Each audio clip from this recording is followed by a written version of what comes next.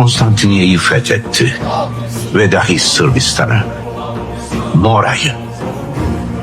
Ben Fatih Sultan Mehmet Han. Ey peygamber övgüsüne namzet yiğitlerim! Ey benim kahraman ordum!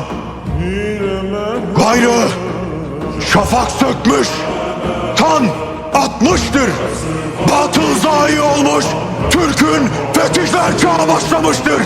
Bizi kutlu bir muştuya, bizi kutlu bu ülkeye, bizi şehadette dirilmeye çağıran fetih sancağımız orada dalgalanır. Marele vultur, laucis, hedrakula.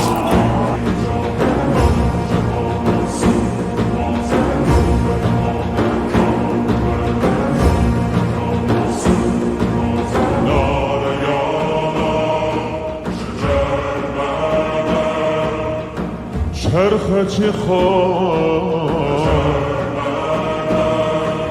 من رسول کی جهان من جهان